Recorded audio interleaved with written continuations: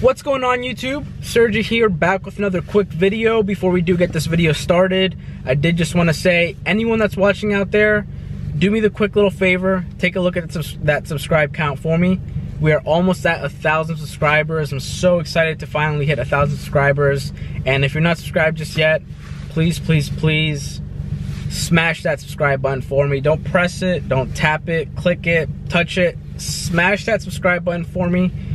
Show my channel some support. I'm really excited for this year, for 2019. I have a lot of stuff planned for this year, and I just really think this year is where this channel really takes off, and any sort of support really helps me out. But now with that, I do have that out of the way. Let's go ahead and get started with this video. So I'm sure, as you guys can tell from the title of this video, we're going to be talking about the 5 things that I hate about my WRX. So my last video, I did a video where I talked about the 5 things I love. Now we're going to be talking about the 5 things that I hate. And now, before I do talk about anything, I really just want to say that hate, in my opinion, is a really strong word.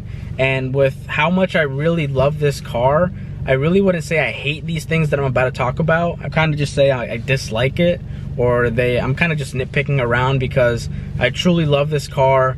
This car is literally like my favorite thing ever. There really isn't that much that I hate about this car. All around, this car just makes me really happy, and there's really not much that I do hate, kind of just dislike. But there are things that you can fix, so that's the good thing. And most of the things that I am gonna list do just pertain to the base model WRX. But yeah, first thing that I did want to talk about, first thing that I complained about this car were the speakers. I really think that Subaru could do a little bit of a better job putting in a little bit of higher quality, better sounding speakers in this car. Now, I do know that if you get like the higher end model, like the Limited, you can have the upgraded Harman Kardon speakers, but that would mean that you have to spend a couple $1,000s to go to that trim level just to go ahead and get those speakers that sound better. So a lot of people aren't going to spend a couple $1,000s more to get a Limited model WRX and then just to have like nicer speakers. So obviously a lot of people will just settle for like a base or a premium, which you can't get the upgraded speakers in. I don't think you can get the upgraded speakers in the premium. Not 100% sure, but almost 100% sure.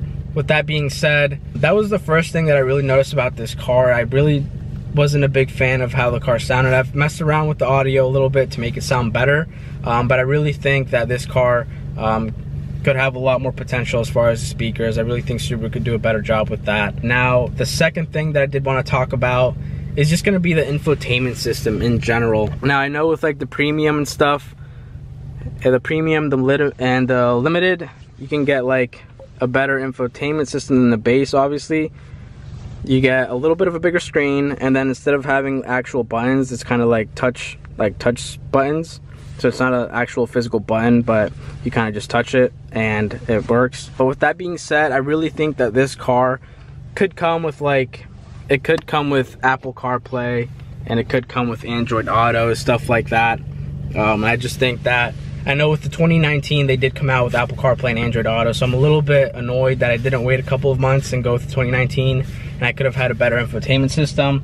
But yeah, with the 15 to the 18, the infotainment system I definitely think could have been a little bit better, as far as the screen and the response and how responsive it is, and just the system and overall. It does come with Sirius XM and stuff like that, so that's still always nice. But I definitely think just the infotainment system could have been a little bit better in these cars, especially with the amount of money that you're paying, around $26,000. I used to have a Focus ST, and Ford, they do have a very nice infotainment system that comes with Apple CarPlay and Android Auto. My Focus ST was a couple $1,000s less, and it did have all of those features. So I definitely felt like coming into this car, the speakers and the infotainment system was kind of a downgrade. So that was one thing that also stood out to me when I did purchase this car. Now, the next thing I wanted to talk about is something that I'm going to take you guys outside for. Just going to turn the car off real quick. So the next thing that I wanted to talk to you guys about is going to be the headlights on this car. Now, I obviously already got new headlights for this car, but with the WRX, the base WRX and the premium WRX, the car comes with chrome housing headlights that I really did not like. I think the black housing looks a lot better.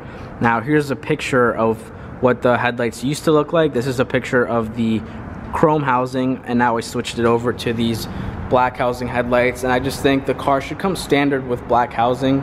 When you get the limited, it seems like only the WRXs and the STIs that have the LED light already standard are going to come with the black housing. Anything else is going to come with the chrome housing. So limited, you do get the LED lights and you do get the black housing, but I definitely think that all WRXs should just come standard with black housing headlights. I think it looks a lot better.